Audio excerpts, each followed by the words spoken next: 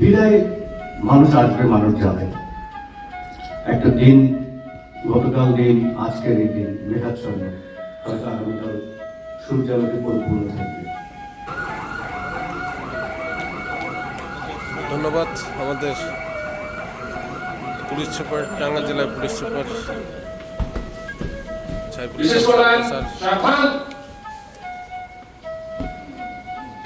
আমাদের মাঝে চলে আসছে।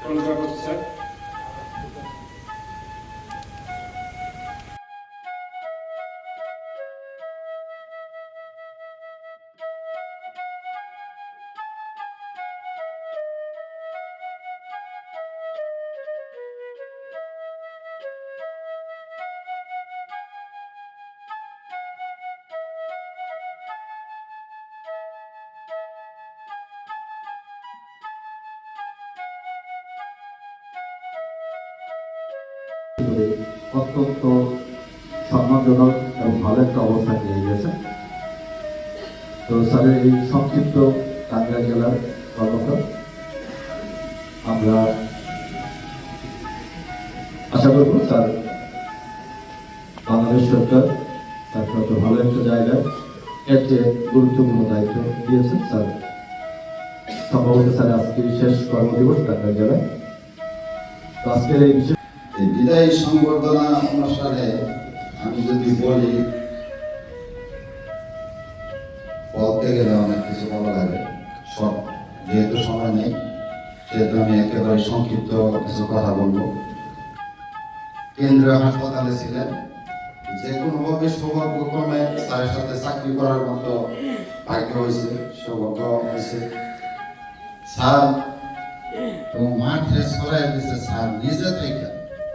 স্যার প্রত্যেক দিন রাত্রের বেলা সকল স্যারের নিয়ে বাহিরে যায় এবং আমাদের ভিতরে যে একটা আন্তরিকতার সৃষ্টি প্রাণ কেন্দ্র এবং আলফান স্যার সকল কিছুই আমরা পুলিশ লাইনে থেকে দেখতে পাই, কারণ আমাদের সবসময় স্যারের সাথে দেখা হয়।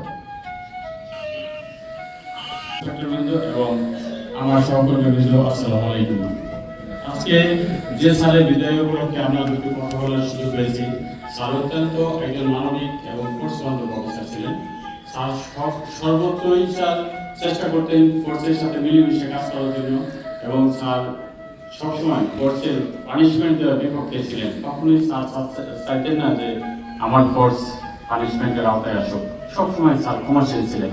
সত্যি স্যারের একটা বিশাল একটা গুণ মূল্য দিতেন। স্যার সারাদিন অফিস করতেন, অফিস করে আবার রাতের বেলায় যখন ডিউটি তদারকিতে বের হইতেন। স্যারের এই পরিশ্রমের কারণে টাঙ্গাইল জেলা পুলিশের হাইওয়ে ডাকাতি সহ বিভিন্ন ধরনের অপরাধ প্রবণতা অনেকটাই কমে গেছে, একেবারেই কমে গেছে বলে চলে। তো যাই হোক, স্যারের এই পরিশ্রম এবং মেধার কারণেই স্যার একটা প্রাইজ পোস্টিং পেয়েছেন। তো দোয়া করি স্যার এই নতুন কর্মস্থলে বড় পরিসরে গিয়ে স্যারের মেধাকে আরো কাজে লাগিয়ে আরো সুন্দর সফলভাবে কাজ করতে পারবেন। সর্বশেষে দোয়া করি। আমার ক্ষুদ্র বক্তব্য এখানে শেষ করছি। আসসালামু আলাইকুম।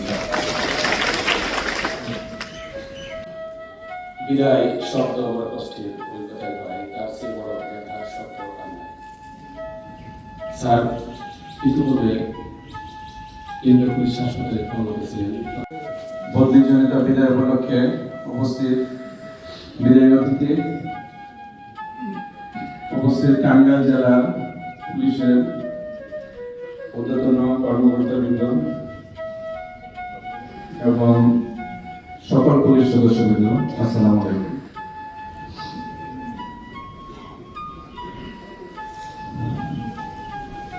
স্যারের ব্যাপারে বলতে গেলে অনেক কথা বলতে হয়।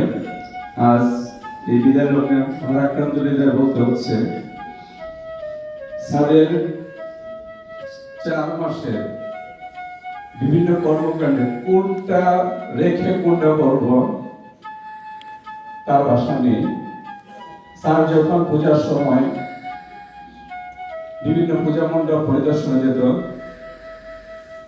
উত্তর সাইডে যেদিকে যাওয়া হতো সাথে স্যারের গাড়ি করে থাকতাম। সেই থেকে যাত্রা গত রাত্র পর্যন্ত সেই যাত্রা অব্যাহত ছিল। স্যার স্যার যখন কনফারেন্সে ডাকা ছিল, ছুটিতে ছিল, 2 দিন স্যারকে না পেয়ে মনে হয়েছিল যে আমাদের যে শূন্যতা,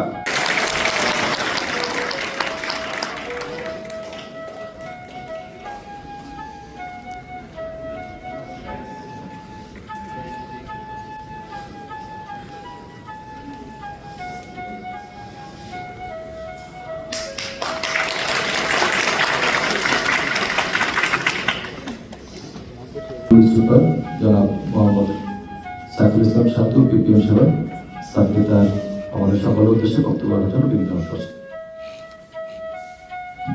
এই ঠান্ডা লাগছে মনে হয় না? না না, অনেকে ঠান্ডা লাগছে, আমি সংক্ষেপ করে ফেলছি। এই দিকটায় অনেকক্ষণ বসে থাকতে থাকতে দেখা যাচ্ছে ঠান্ডা লাগছে, আমার নিজেরও হচ্ছে।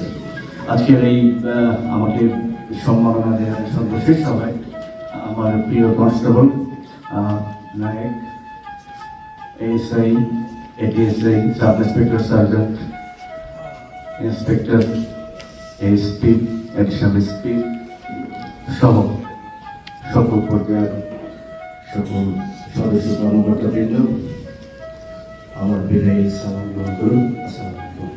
ওয়ালাইকুম আসসালাম। একটা বিষয় লক্ষণীয় হচ্ছে, আজকে থেকে 122 দিন আগে এখানে এসেছিলাম। আল্লাহ পাক 122 দিনের নিজেকে এখানে রেখেছেন। আমার দাদা ছোটবেলা আমাকে বলতেন যে ইউ ওয়ান্ট টু ফাইট। দাদা শিক্ষক ছিলেন, তো বলতেন যে তোমার জন্ম হয়েছে যুদ্ধ করার জন্য, তো তুমি অসময়ে জন্মগ্রহণ করেছো, তোমার জন্মগ্রহণ করা উচিত ছিল খেলাফতের সময়, যখন নবীরা যুদ্ধ করতেন, বিভিন্ন সাম্রাজ্য দখল করতেন। আমি তোমাকে সেরকম স্বপ্ন দেখেই তোমার নাম লিখেছিলাম সাইফুল ইসলাম। আজকে এই সংক্ষিপ্ত পরিভ্রমণ শেষ হবে, এটা আমি কল্পনা করিনি, এমন না। আমি ভাবতাম যে কোনো সময় আবার পরিভ্রমণ শেষ হয়ে যাবে। এই পরিভ্রমণকালীন সময় আমি চেষ্টা করেছি আপনাদের ন্যায় বিচার নিশ্চিত করতে, হয়তো অনেক ক্ষেত্রে পারিনি। আমি রাসূল পাক সাল্লাল্লাহু আলাইহি ওয়াসাল্লামকে অনুসরণ করি, আমি হযরত ওমরের মতো কাজ করতে পছন্দ করি।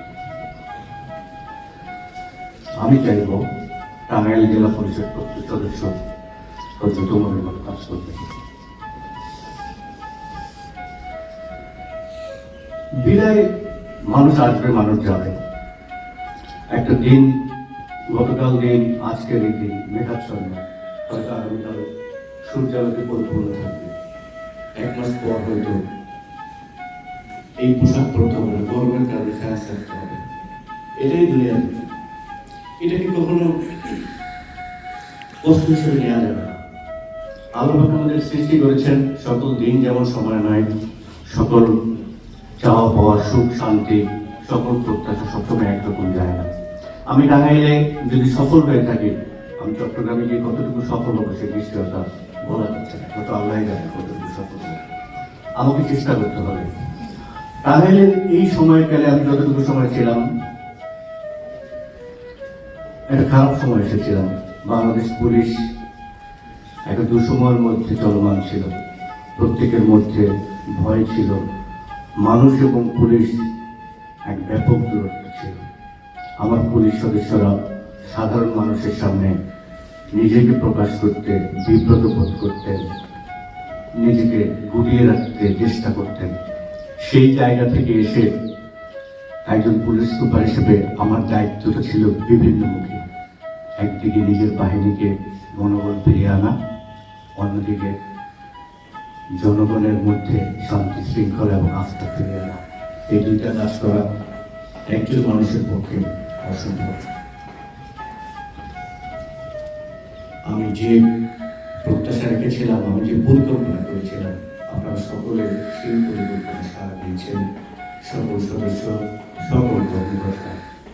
সেই কারণে হয়তো বাংলাদেশের যে কথা বলতে গেলে আজকে আমি সারাদিন কথা বলতে পারবো, বলার শেষ নেই। পুলিশে কোনো বিদায় বলতে কিছু নেই। আজকে আমার সঙ্গে যারা বসে আছেন, কাউকে তার মধ্যে যে অনেক ভেতরে যাবেন না, সেটা তো বলা যাচ্ছে না। অতএব এটি একটি নিয়মিত প্রক্রিয়া। আজকে আমি এসপি হিসেবে আছি, যে আমাকে দিয়ে দিচ্ছেন, আমার যে কনস্টেবল চলে যাচ্ছে তার খবর কে রেখেছেন? নিরাপদ ইউটিতে যে কনস্টেবল চলে যাচ্ছে আপনারা হয়তো তার কথা মনেও রাখেননি। আমাকে ক্রেডিট দিচ্ছেন, তাকে কি আমরা ক্রেডিট দিতে পেরেছি? যেদিন তাকেও এইভাবে সম্মান দিতে পারবো সেই দিন সব প্রতিষ্ঠিত হবে।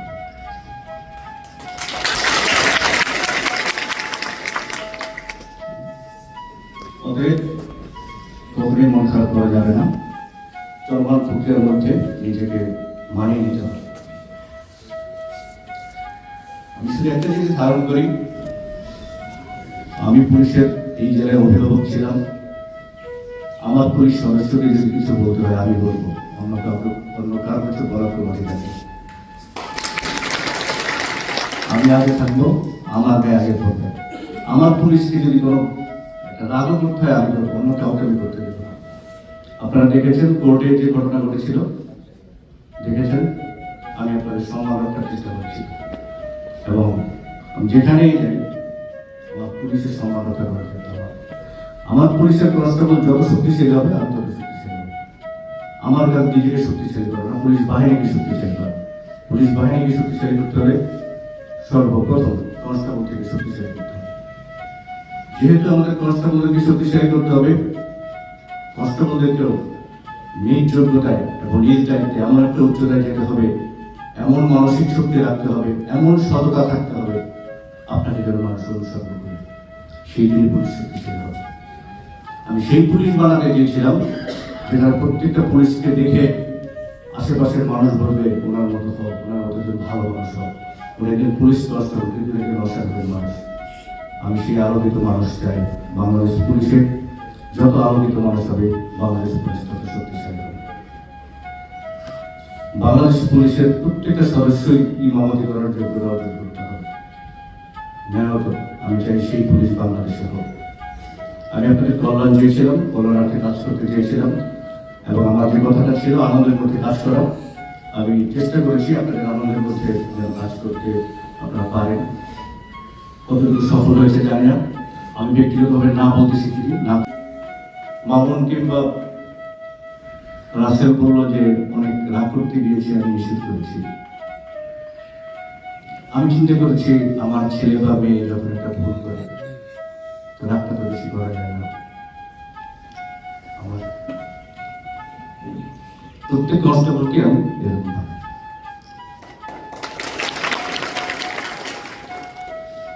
যেখানেই থাকো তোমরা ভালো থাকবা, তোমাদের পাশে আছি। কেউ যদি টাঙ্গাইল থেকে, আমি যেখানেই যাই আমার কাছে গেলে সবার গুরুত্ব গ্রহণযোগ্যতা আলাদা থাকবে, কারণ এটা আমি জেলার এসপি হিসেবে টাঙ্গাইল আমার প্রথম জেলা।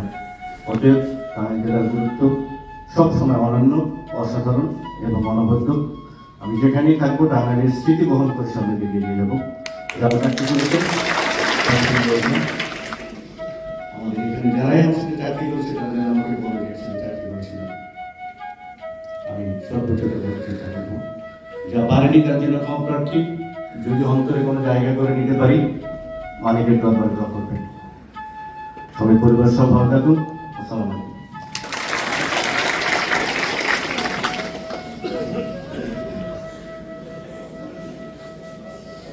ধৈর্য ধরে একটু যাদের আসনে বসবেন, আমাদের নাস্তার ব্যবস্থা আছে, নাস্তা নিয়ে যাবেন, আমরাও আপনাদের